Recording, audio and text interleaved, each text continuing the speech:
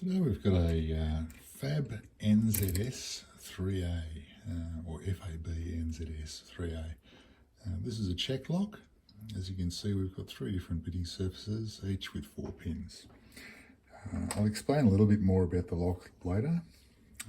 Initially, let's just get to picking. As you can see, there's a fixed faceplate on the keyway, which also has some restrictions. It's kind of a difficult lock to tension. I'm just going to be popping a Z bar in one of the corners there, and hopefully it won't slip out.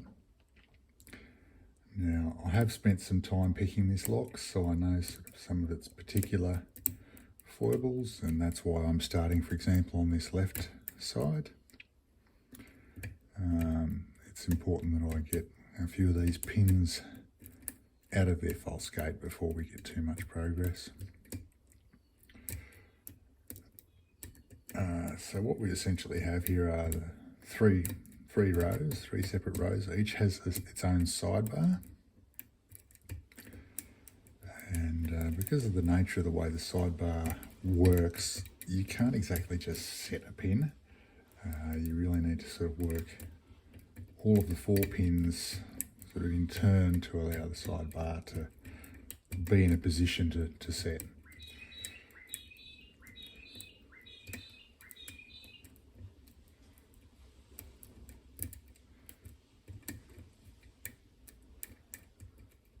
Pin 3 here in particular is a nasty one. It feels like I might have them sort of in the right spot. They're not ready to set yet.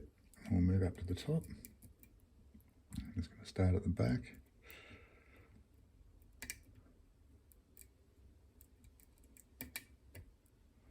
A little bit of movement off 2 there. And off 3. A little bit more off 4. Top feels pretty good actually. Check the left side again. 4's good. 3's good. 2's good.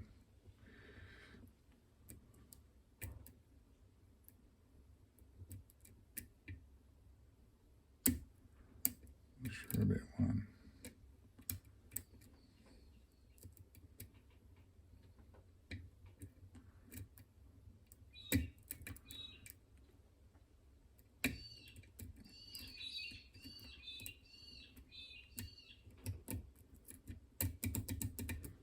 That all feels good. Let's try the top again.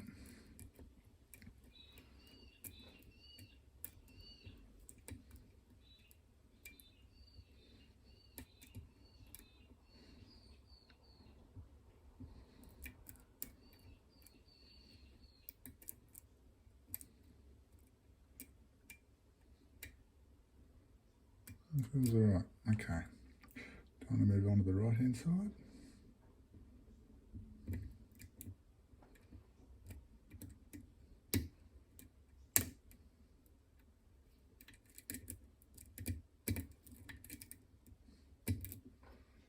Nope.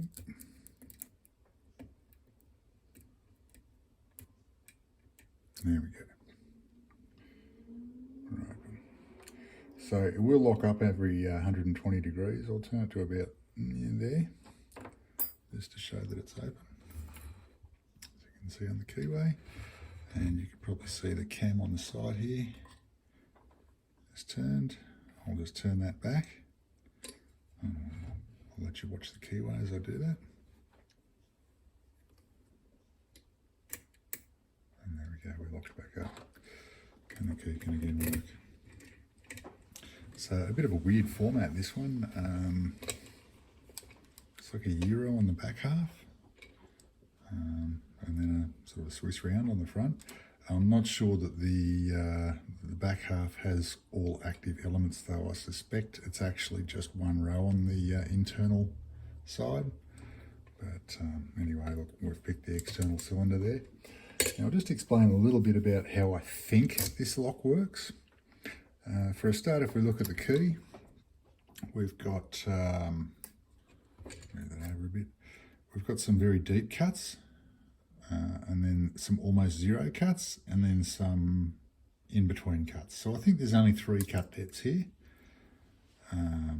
they're all virtually no cut, and then a mid cut, I think that is.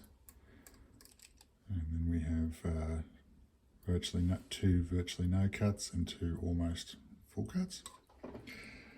Now we've got what I believe are 3 sidebars, one for each row. If we imagine there's at the back plate a fixed plate with 3 dimples in it, each one having a ball bearing in. If this is the core and it wants to be able to turn, this ball bearing needs to be able to move into the slot here, come out of its groove so that it can move along the higher surface. So for this ball bearing to be able to move, it needs to be able to push this sidebar looking something like that with a spring on the end of it. So, and if we have pins that are roughly that shape, this being the bottom of the pin that the key interacts with, and that being a spring, we'll be pushing up the pins. So to demonstrate, I've got this. So let's just imagine that that's the sidebar, and that's the shape of the hole in the sidebar, and this will represent our pin, this being the body of the pin and this being the gate in the pin. If the sidebar is trying to push that way, it can't because the pin's preventing it. So as the ball bearing's pushing on this sidebar, it's sort of causing the tension there. And as we lift the pin to the correct height, then the sidebar can move. So obviously, you know, we'll be lifting a pin to here, binding and then moving another one, and eventually got all the pins to the point where the sidebar can move forward. So that's my understanding of how these locks work. Pretty clever design, not quite French, but the Czech have outdone themselves there. Anyway, that was the FAB NZS 3A. Thanks for watching.